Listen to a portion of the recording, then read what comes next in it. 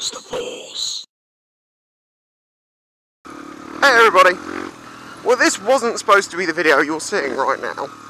You see, this morning I went to Nemesis Hill.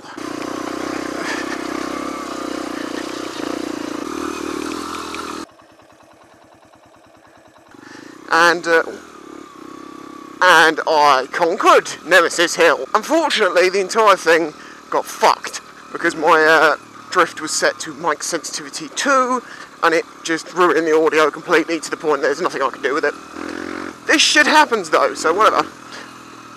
I'm going to actually go back tomorrow and just do it again. But I thought, you know, I can do the vlog that I was saying about in that video today, now, because I haven't had a video out in a few days. I've got two things to tell you about. The first one was, if you remember going back to the crash, I mentioned there was a guy was there helping me. I just remember his face, I don't know who he was or anything like that. And I always thought, well, if I come across him, I'm going to have to talk to him and thank him for helping me out. Well, anyway, the other day, I'm driving down the road, and who's walking down the road but this guy? But I think at the time I didn't realise it was him. I sort of was like, why do I know this guy? And then all of a sudden his face flashed into my vision at being at the crash, and I thought, shit, I wonder if I remembered this right. So he went into the local shop and I walked in there and I was like, excuse me mate, do you remember? And he went, yeah, I remember helping you out. And I was like, oh for fuck. Like, so it was you then? He goes, yeah, I helped you after that crash last year or whatever it was. I was like, yeah, exactly. I just wanted to talk to you really, to A, thank you, and find out a few things if you knew any more than I did. And he said, okay. So anyway, so I sat down and had a chat with him. As it turns out, the information he can sort of give that I didn't have before was that, yeah, the crash happened. He heard it from quite a few houses down with his doors and windows closed. He actually heard the crash and thought, oh shit, what the fuck was that? And came running out. At the point that he came running out, apparently there was people trying to help me because I was on the floor. And I was getting up and I was like trying to take my helmet and my gloves and that off, and people were saying, no, don't take it off, apparently. And I was saying, get away from me, you know. I think it's quite a natural response when you've had a very hard hit on the head and you're confused and you don't, what the, that's a mountain.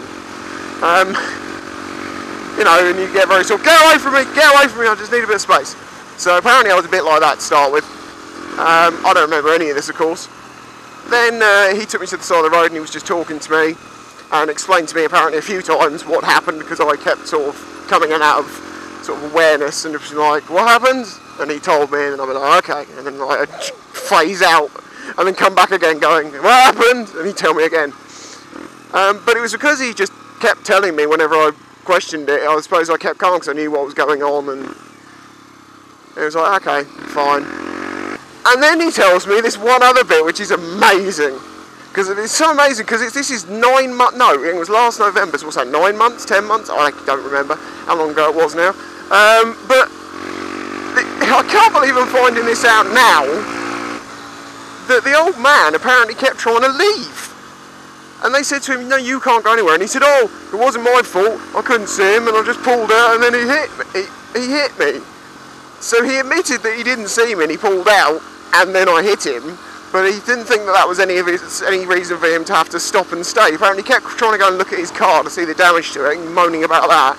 And then he went to get in the car apparently for the sort of final time, and someone walked up to him, grabbed his arm and just said, you are not leaving, that person's very hurt, you have to stay here.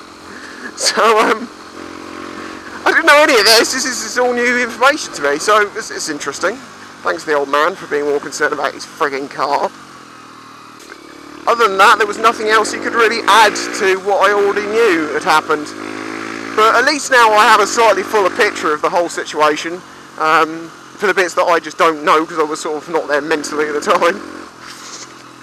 And so people ask me how things are since the crash. Just to sort of bring it up to date, my thumb I've lost movement in it and I've lost some feeling down the side of it. So it's not great. It's still not as strong as the other side, but I mean it's not holding me back too much in anything I'm doing, so it's not really a huge issue. My knee, I can't kneel on it still. I've still got problems with it swelling up. Did I just get shit on? I'm pretty sure I just got shat on by a bird. Kind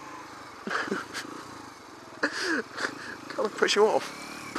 So basically, yeah, it's still affecting me in my daily life, but I've very easily got used to it, and it just hurts sometimes.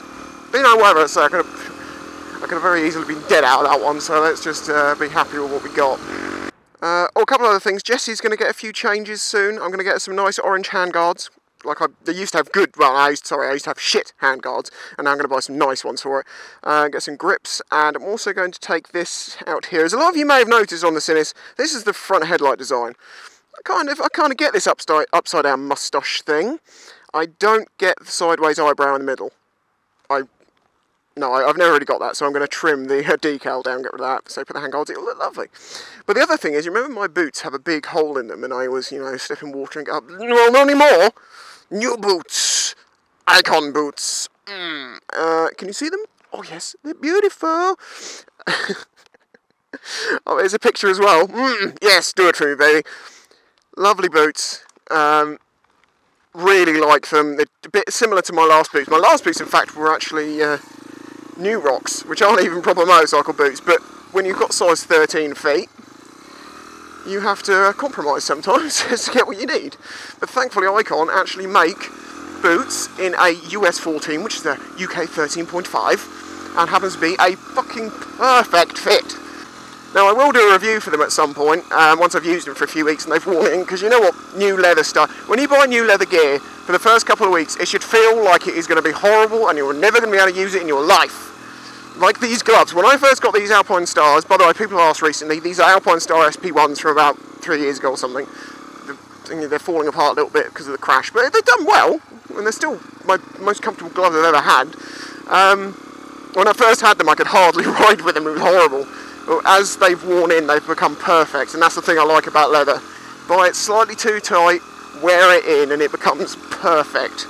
As will these boots. I have had to raise my shifter up a little bit just to accommodate the fact they're a little bit taller than my last boots, but they're really nice. And for the people that are saying, Spicy, where the fuck are you finding Icon gear in the UK? ultimatebikegear.co.uk. Oh, there's a link in the description. That guy was this guy that I rang up asking about an Icon helmet when I first got this helmet, and he said to me, "You're not Spicy, are you?" And I was like, what the fuck, how did this guy recognise me? There was a video to do with that called A Mad Story. But anyway, yeah, after Mike, very knowledgeable guy, very handy to know and be able to ask questions. And also, as I say, they get Icon gear, which is great. As I say, yeah, video today of going up Nemesis Hill, which I fucked in the arse. I got straight up that thing. I will redo it tomorrow. There's no point in me trying to doctor the sound or anything, because it's just still going to sound shit. These things happen. It's because of the lighting video, I turned the volume up and I forgot to turn it down. Rookie noob mistake. I really shouldn't do things that stupid by this point in my vlogging career. No, don't you dare kill me. Thank you. I don't want to ruin my new boots. Anyway, well, I'll catch you all tomorrow after I've reconquered Nemesis Hill, which will be a lot of fun. And until then, I'll catch you next time. That nearly went wrong.